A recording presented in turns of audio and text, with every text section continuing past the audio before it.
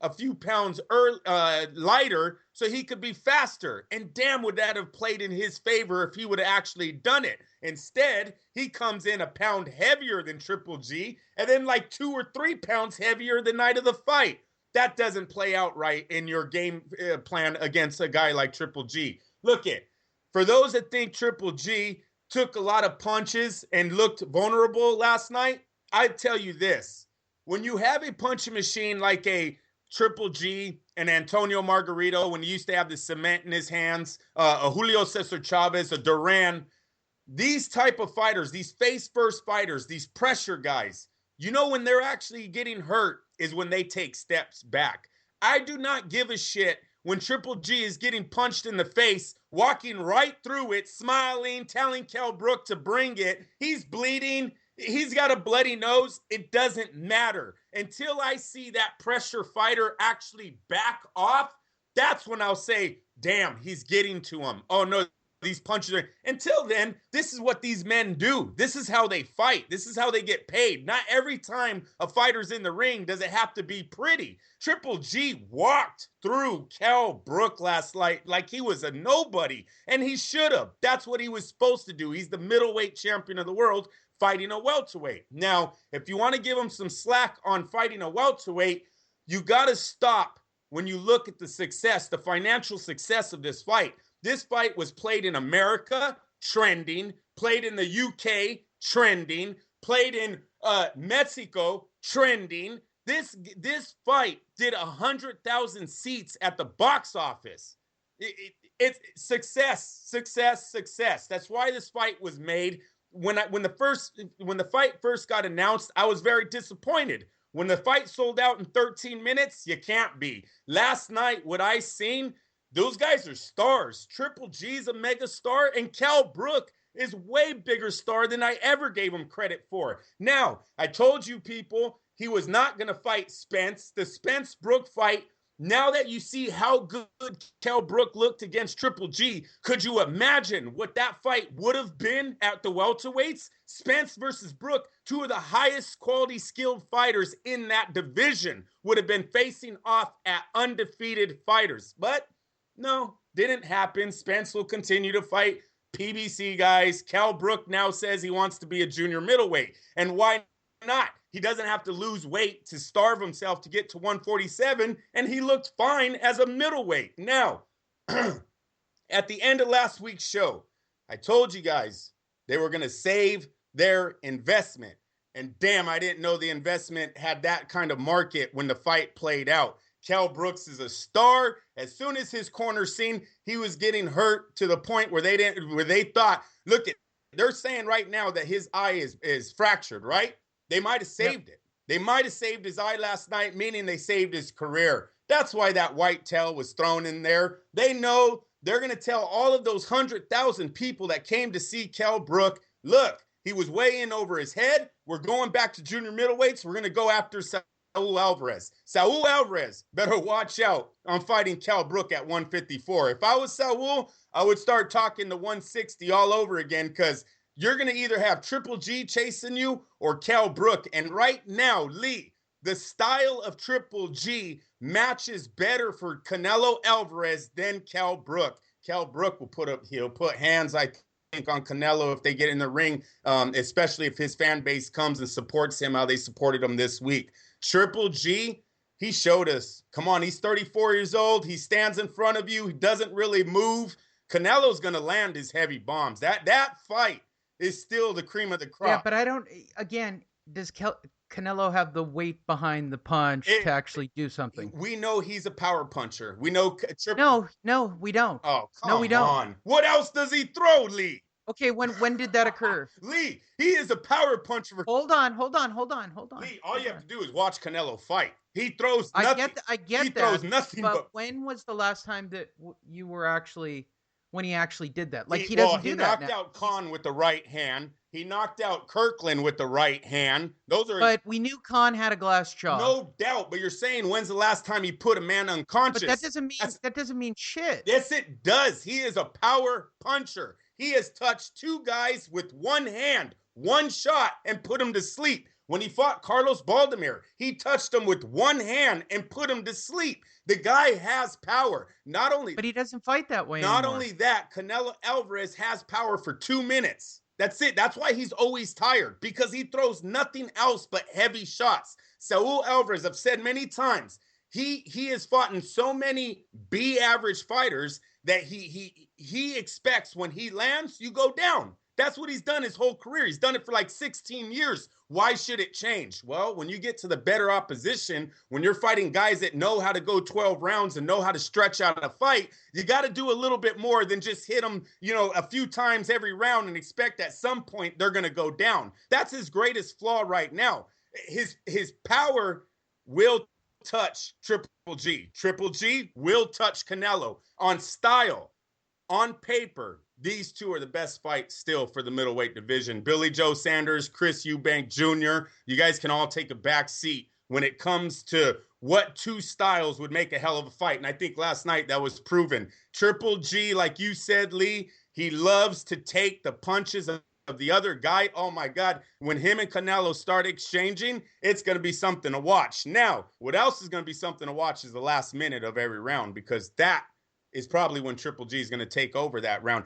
Triple G's pressure reminded me of Chavez. And I know HBO threw this little, what am I going at, Lee? They threw this on Roman Gonzalez. They said Roman Gonzalez reminded them of Chavez. I didn't think that at all. That was crazy, man. I think Triple G, who says he kind of put his whole career on a Chavez video. He said Abel Sanchez gave him Rosario versus Chavez in the lightweight division, and he watched that fight over and over, and that's where he got his style from. The man, he's a poor man's Chavez. He's not as good as Chavez was on his pressure, but he's right there. Constant, doesn't care. Triple G is not there to outpoint you. He's there to make you quit. He's not there to knock you out. He's there to make you go to your corner and not come back. That's what Chavez's greatest gift was to I guess us as fans. When he fought, you knew he was gonna be in that dude's face for 12 rounds, and that's Triple G. I love when Kell Brook was on the ropes. Triple G went straight power, right hand, left hook, almost every single time. There was no jab, there was no pawing, there was no trying to get in the inside. He went to work. That comes off. If anybody watched Chavez Senior, that's what he gave us for, I don't know, however many 89 straight wins. Constant pressure. It's very hard to beat. Boxers are I think are the only ones that give these guys, these sort of pressure fighters, hard times. Kell Brook showed that in the third round. But come on, people, that was 3 minutes of a 12-minute fight. He was stopped in the 5th round. So you might want to throw a little bit of criticism on Triple G, but you can't go that far because he did what he was supposed to. No, he handled business. Yes, sir. And he did it in decisive fashion. I have not seen that out of a PBC fighter. Haven't seen it out of a top-ranked fighter. And with all due respect to Mr. Oscar De La Hoya, did I get the sound effect in? Oscar, I'm not drinking and I'm not doing drugs, De La Hoya, allegedly.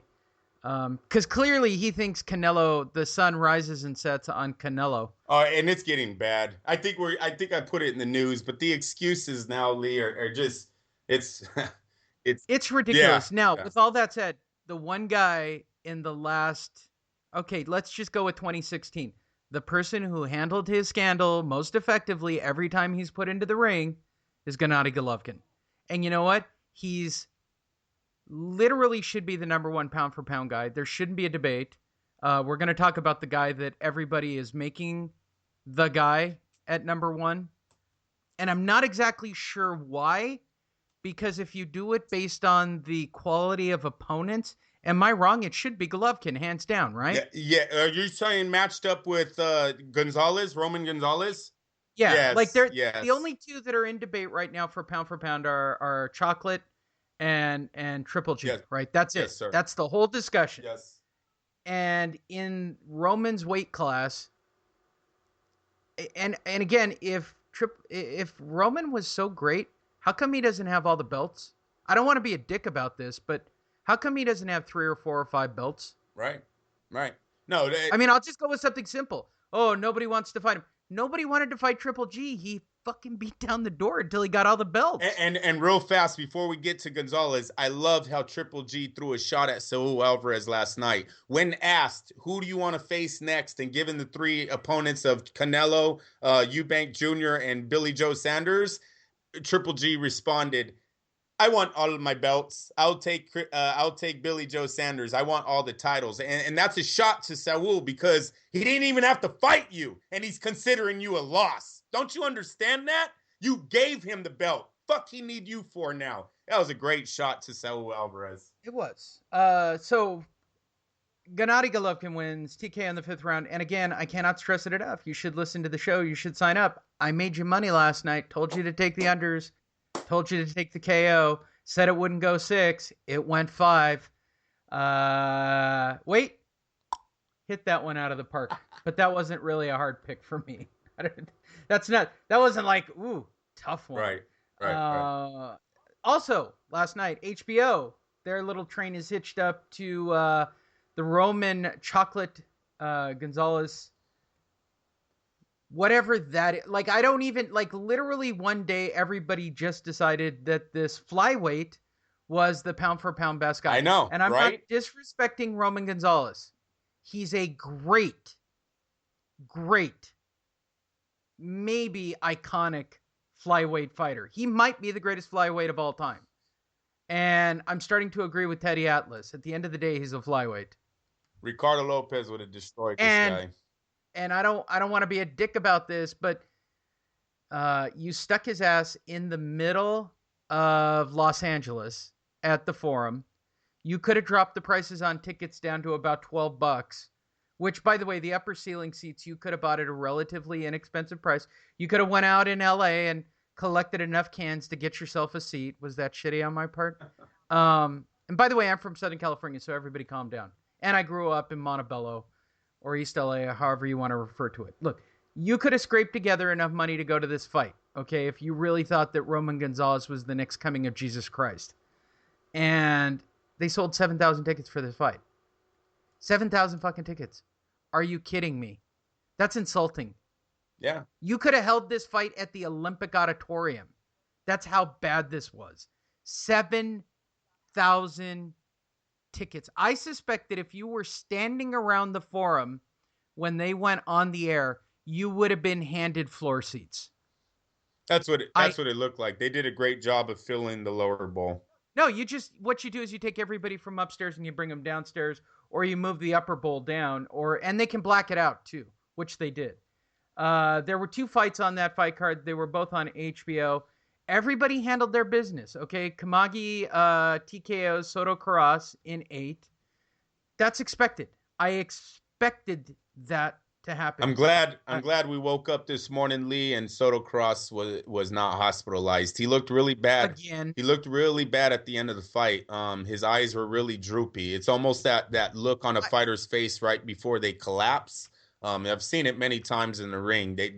And Soto Karass had that look last night, but like I said, thank God he's all right. Karass, and I'm going to say this, and everybody thinks I'm being a dick about this. Jesus Soto Karass, Robert Guerrero, like there's a list here. Eric Morales. These are guys that you hire because they will, 1, go balls to the wall, and 2, they will eat a shit ton of punches. Yeah. Right? Yeah. These are guys that are basically punching bags that fight back. And they look really good on a fight card. They look great. Here's the problem. Yoshiro Kamegai is a really good fighter. He's a real deal. Yes, sir. He is a phenomenal. What are they? Super middleweights? I want to say no. Welterweights, bro. Welterweights. Yeah. Remember, Kamegai is the one who had the controversial loss to Robert Guerrero. Early in okay, PBC. there you go. Dude, balls to the wall. It was a good fight to watch. I mean, it was good. It's good.